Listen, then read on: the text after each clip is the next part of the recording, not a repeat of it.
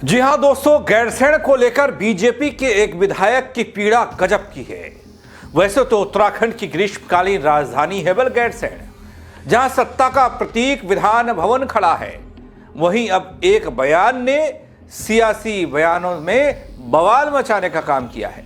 BJP के एक विधायक साहब हैं, गैरसैंण में उन्हें ठंड ज्यादा लगती है और ऑक्सीजन की कमी से उनकी सांस फूलने लग जाती है।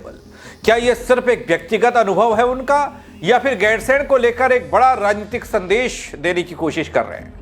आखिर क्यों फिर चर्चा में है गैरसैंण, और क्या इस बयान से सियासत गरमाएगी इस सर्द मौसम में? पूरी खबर बताऊंगा आपको अपने इस रिपोर्ट के जरिए। वीडियो को अंत तक जरूर देखिएगा दोस्तों। नमस्कार, पहला आंख में पंकज रौतेला, आप देख रहे हैं अपना उत्तराखंड न्यूज। दोस्तों, बड़ा गजब का एक बयान आया है।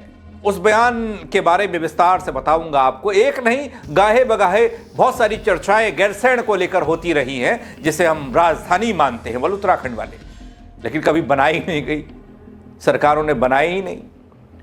लेकिन गैरसैंण को लेकर अजब गजब के तर्क हैं।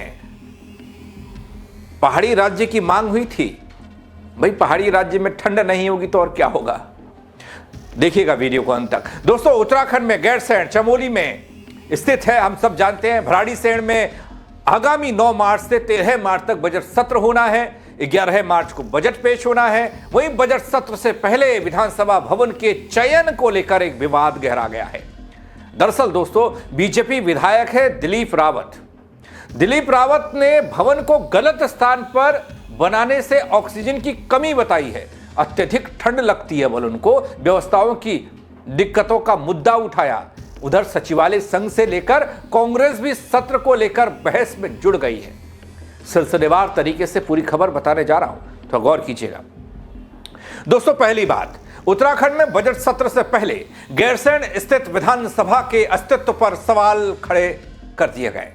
हालात यह हैं कि गैरसैंण विधानसभा स्थल के चयन पर बहस शुरू हो चुकी है।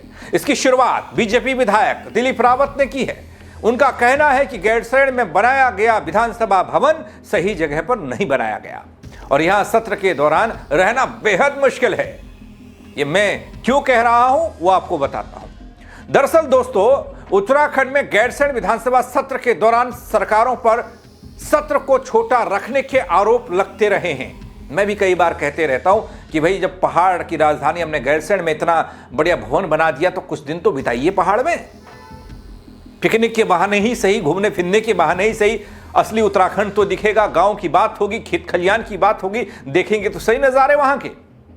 माना यह जाता है दोस्तों, ना तो सरकार और ना ही विपक्षी दल के नेता गैरसैंण में ज्यादा दिन रुकने की इच्छा रखते हैं।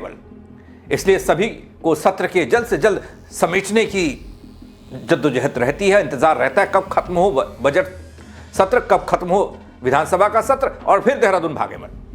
अब दोस्तों, इस बार गैरसैंण में बजट सत्र से पहले कुछ इसी तरह की बहस शुरू हुई जो मैं आपको बता रहा हूं, जिसने गैरसैंण के भराड़ीसैंण में विधानसभा भवन निर्माण को लेकर सवाल खड़े कर दिए।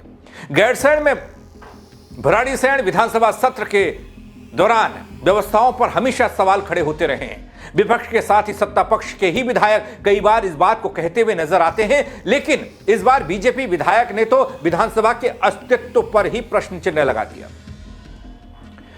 दोस्तों, दरअसल लैंसडॉन से बीजेपी के विधायक हैं महंत दिलीप रावत। दिलीप रावत ने सत्र से पहले यह आरोप लगाया कि गैरसैंण के भराड़ीसैंण में विधानसभा भवन बनाने से पहले सही स्थल का चयन नहीं किया गया।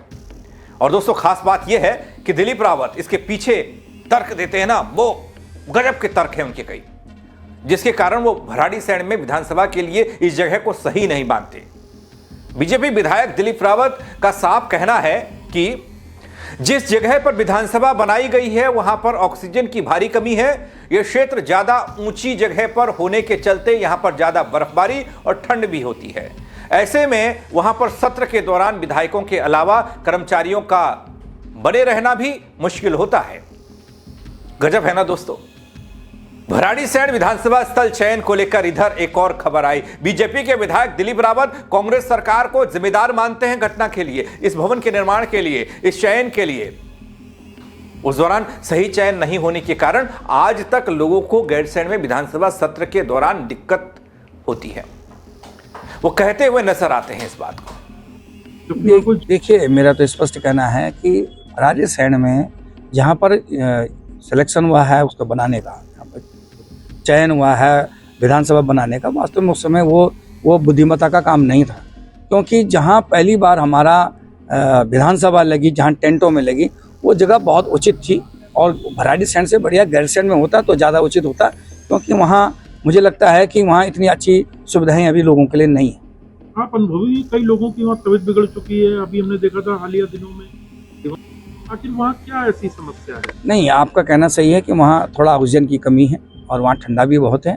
तो मैं इसलिए कह रहा हूँ कि अगर गैरसैंण में बनता तो जहाँ पहले चयन हुआ था वो ज़्यादा उचित था। सुनिए दोस्तों, आगे वो क्या कहते हैं। सरकार यदि भराड़ीसैंण में बेहतर बजट सत्र करना चाहती है तो पहले यहां की आधारभूत व्यवस्थाओं को बेहतर करे ताकि कर्मचारियों को किसी तरह की दिक्कतें पेश ना आए। दोस्तों, यहां बात केवल विधायकों की नहीं है। इस मामले में उत्तराखंड सचिवालय संघ ने भी सत्र से पहले एक ज्ञापन मुख्य सचिव को सौंपा है, जिसमें साफ तौर पर गैरसैंण में सत्र के लिए नोडल अधिकारियों की संख्या कम करने की गुजारिश की है। भैया, क्यों कम करने की गुजारिश की गई होगी? इस दौरान यह साफ किया गया दोस्तों कि क्योंकि विधानसभा में व्यवस्थाएं कम होती हैं, ऐसे में जरूरी लोगों को ही गैरसैंण बुलाया जाए ताकि कर्मचारियों को होने वाली अलग अलग दिक्कतें ना हो।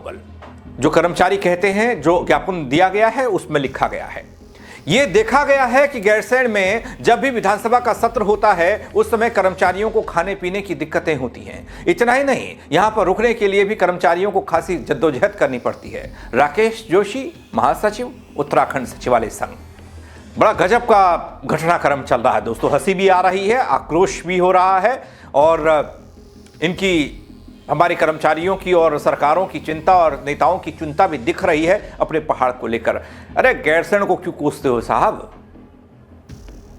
गैरसैंण में कमियां नहीं है, कमियां आपकी इच्छा शक्ति में है, आपको पता ही नहीं। ऐसे कहोगे तो फिर उत्तराखंड के सारे गांव, उत्तराखंड के सारे पहाड़ी विधायक